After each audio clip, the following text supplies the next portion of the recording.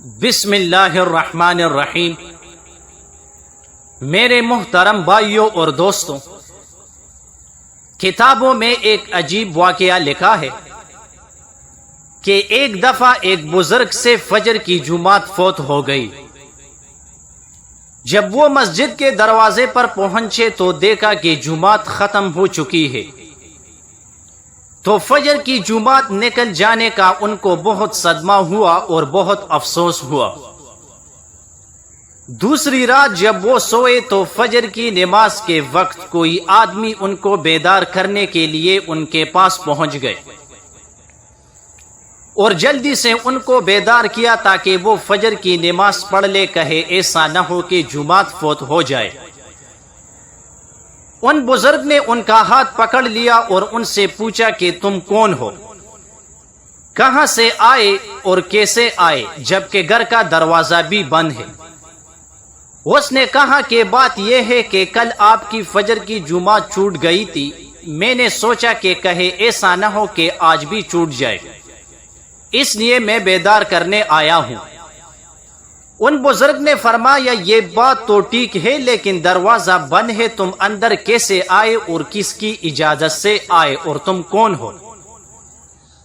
صاف صاف بتا دو ورنہ میں تم کو نہیں چھوڑوں گا۔ اس نے کہا کہ حضرت میں شیطان ہوں اور آپ کو بیدار کرنے کے لیے آیا ہوں۔ ان بزرگ نے فرمایا کہ شیطان اور نیکی؟ ارے نیک کام سے تمہیں کیا عرض، تم نے میرے ساتھ یہ نیکی کیسے کی؟ اس میں بھی ضرور تمہارا کوئی مکر ہے۔ اب تمہارا ہاتھ میرے ہاتھ میں ہے، جب تک اصل وجہ نہیں بتاؤ گے اس وقت تک میں تم کو نہیں چھوڑوں گا۔ شیطان نے کہا کہ جناب میں بہت عرصہ سے اس کوشش میں تھا کہ کس طرح آپ کی فجر کی نماز قضا کرا دوں۔ برسوں کی محنت کے بعد تھوڑی سی کامیابی ہوئی تھی، اگرچہ میں آپ کی نماز کو قضا نہیں کرا سکا، لیکن گزشتہ کل آپ کی جماعت نکلوا دی۔ اس وقت میں بہت خوش ہوا کہ چلو ایک قدم تو آگے بڑھا، آج جماعت نکلی، کل نماز بھی قضا ہو جائے گی۔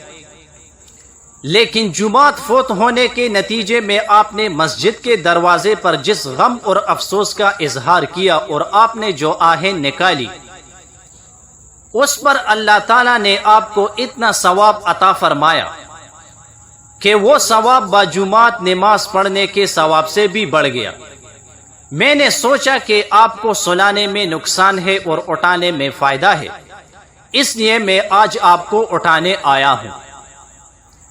ایک شخص حضرت ابراہیم بن ادہم رحمہ اللہ سے بحث کر رہا تھا کہ برکت نام کی کوئی چیز نہیں ہوتی، تو ابراہیم بن ادہم رحمہ اللہ نے فرمایا تم نے کتیا اور بکری دیکھی ہے؟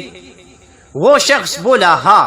تو آپ نے اس شخص سے پوچھا کتیا اور بکری میں سے زیادہ بچے کون جنتا ہے؟ وہ بولا کتیا۔ آپ نے فرمایا تمہیں کتے زیادہ نظر آتے ہیں یا بکری؟ وہ شخص بولا بکریاں۔ حضرت ابراہیم بن ادہم رحمہ اللہ فرماتے ہیں حالانکہ بکریاں ذبح بھی ہوتی ہے مگر پھر بھی کم نہیں ہوتی، تو کیا یہ برکت نہیں ہے؟ اسی کا نام برکت ہے۔ پھر وہ شخص بولا ایسا کیوں ہے کہ بکریوں میں برکت ہے اور کتوں میں نہیں ہے؟ حضرت ابراہیم بن ادہم رحمہ اللہ فرماتے ہیں کہ بکریاں رات ہوتے ہی فوراً سو جاتی ہے اور فجر سے پہلے اٹھ جاتی ہے، اور یہی نزول رحمت کا وقت ہوتا ہے، لہٰذا ان میں برکت حاصل ہوتی ہے۔ اور کتے رات بھر بھونکتے ہیں پھر فجر کے قریب سو جاتے ہیں، لہٰذا وہ رحمت اور برکت سے محروم ہو جاتے ہیں۔ بس یہ غور و فکر کا مقام ہے، آج ہمارا بھی یہی حال ہے۔ ہم اپنی راتوں کو فضولیات میں گزارتے ہیں اور رحمت نازل ہونے کے وقت سو جاتے ہیں۔ اسی وجہ سے آج نہ تو ہمارے مال میں برکت ہے اور نہ ہی ہماری اولاد میں اور نہ کسی اور کام میں۔ امام ابو نعیم اصفہانی رحمہ اللہ حضرت وہم بن رضی اللہ عنہ سے نقل فرماتے ہیں کہ بنی اسرائیل میں ایک شخص مر گیا جس نے 100 سال تک اللہ کی نافرمانی کی تھی، تو اہل قوم نے اسے پکڑ کر حقارت سے اس کو کوڑے کرکٹ پر پھینک دیا۔ اللہ تعالیٰ نے حضرت موسیٰ علیہ السلام پر وحی نازل فرمائی کہ اسے اٹھا کر لائیے اور اس کی نماز جنازہ ادا کرے۔ حضرت موسیٰ علیہ السلام نے عرض کیا، یا اللہ، ساری قوم بنی اسرائیل گواہ ہے کہ اس نے 100 سال تک تیری نافرمانی کی ہے۔ تو اللہ تعالیٰ نے فرمایا، ہاں وہ ایسا ہی تھا، مگر اس نے ایک بار تورات کھولی تو اس کی نظر اس میں محمد صلی اللہ علیہ وآلہ وسلم پر پڑ گئی تھی، تو اس نے اس پاک نام کو چوم لیا تھا اور آنکھوں سے لگا کر اس پر درود پڑا تھا، لہٰذا میں نے اس کو اجر دیا اور اس کے گناہ معاف کر دیے اور 70 حوریں اس کے نکاح میں دے دیے۔ ماشاءاللہ، جزاک اللہ۔